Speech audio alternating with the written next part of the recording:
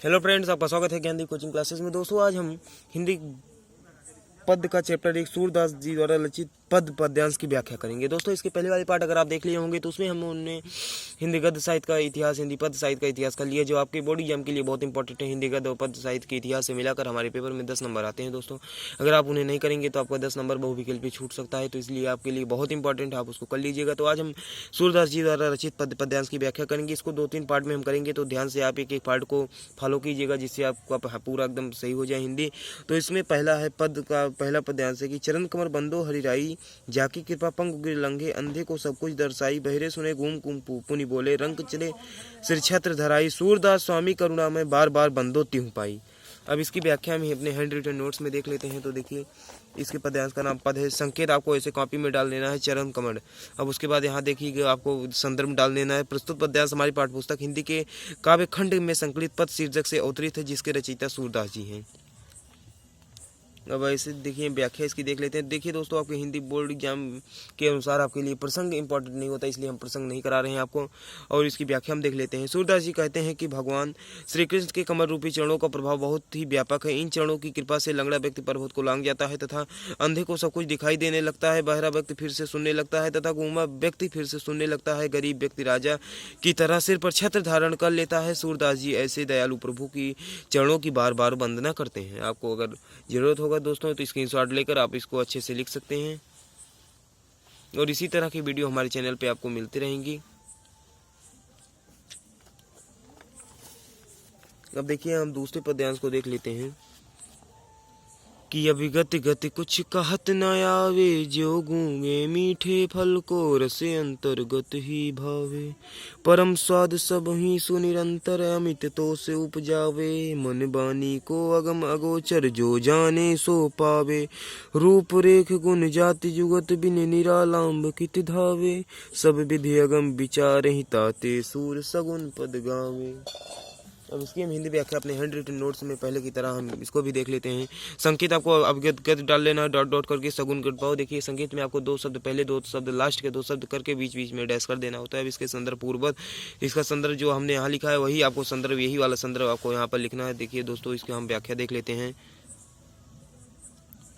सूरदास जी कहते हैं, निर्गुण ब्रह्म के बारे में कुछ कहा नहीं जा सकता, क्योंकि जिस प्रकार गूंगा व्यक्ति मीठे फल के आनंद को किसी से बता नहीं सकता। देखिए, जैसे मीठा कोई अगर कितना भी मीठा फल खिला दीजिए, कोई गूंगा व्यक्ति होगा तो उसके आनंद को व्यक्ति नहीं कर सकता है, आप जानती हैं। वैसे ब्रह्म को केवल अंतरात्मा में समझा जा सकता है। ब्रह्म मन और वाणी से अगम्य है और इंद्रियों के बिना, नेक्स्ट पेज पर चलते हैं हम,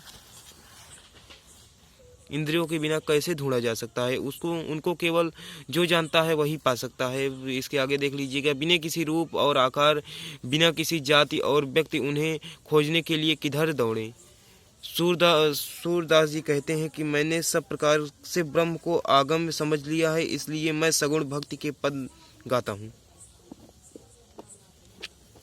अब देखिएगा, तीसरा पद आता है, ये बहुत ही इंटरेस्टिंग पद है और बहुत बार ही बोर्ड एग्जाम में पूछा जा चुका है। दोस्तों, आप इसको ध्यान से कर लीजिएगा।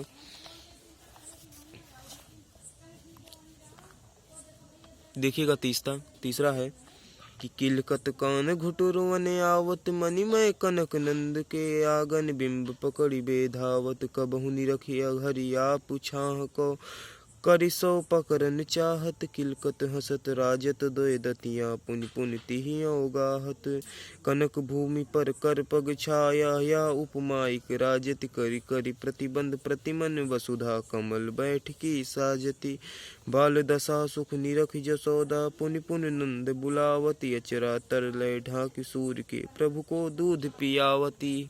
अब इसकी हम व्याख्या को देख लेते हैं। आपको संकेत ऐसे लिख लेना है, संकेत में देख लीजिएगा आप अच्छे से, किलकत कान, उसके बाद डैश डैश दूध पियावत। अब इसके हम संदर्भ को देख लेते हैं। संदर्भ में आप पूर्ववत कर लीजिएगा, उसके बाद जो हमने पहले लिखा है वही संदर्भ आपको सब में लिख लेना है। अगर आप कॉपी में लिख रहे हैं तो आपको एक बार लिखकर उसको वहीं पर प्रिंट करके पूर्ववत कर देना है। अगर आप बोर्ड एग्जाम में लिख रहे हैं तो आपको दोनों को 2 ही संदर्भ लिखने होते हैं, एक गद्य का एक पद का। तो हम अभी गद्य करा रहे हैं आपको, बाद में अभी आपको हम पद करा रहे हैं, बाद में जब हम आपको गद्य कराएंगे तो उसके भी हम लिखना सिखा देंगे। आप इसको ध्यान से देख लीजिएगा। अब इसके लिखते हैं, सूरदास जी भगवान श्री कृष्ण की बाल्यावस्था का वर्णन करते हुए कहते हैं कि किलकारी मारते हुए भगवान श्री कृष्ण घुटनों के बल चलते हुए आ रहे हैं। सोने की मणियुक्त नंद बाबा के आंगन में उपमा ही प्रतिबिंब पकड़ने के लिए दौड़ते हैं।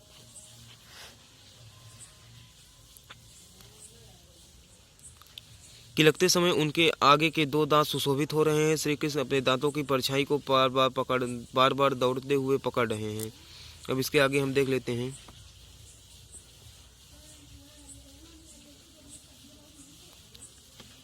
इसके आगे को हम देख लेते हैं। देखिए, नंद बाबा के आंगन में हाथ और पैर की छाया अत्यधिक सुशोभित शोभायमान प्रतीत हो रही है। पृथ्वी भगवान श्री कृष्ण के पैरों के नीचे कमल का आसन सजा दिया है। उनकी दशा को देखकर यशोदा माता बार बार नंद बाबा को बुलाती हैं और अपने पुत्र को आंचल के नीचे ढककर दूध पिलाती हैं। देखिए दोस्तों, अगर आपको ये वीडियो पसंद आया होगा तो चैनल को लाइक कीजिएगा, वीडियो को सब्सक्राइब कीजिएगा, वीडियो को लाइक कीजिएगा और अपने दोस्तों के पास जरूर शेयर करिएगा, क्योंकि दोस्तों इसको करने बहुत मेहनत लगती है। Thank you.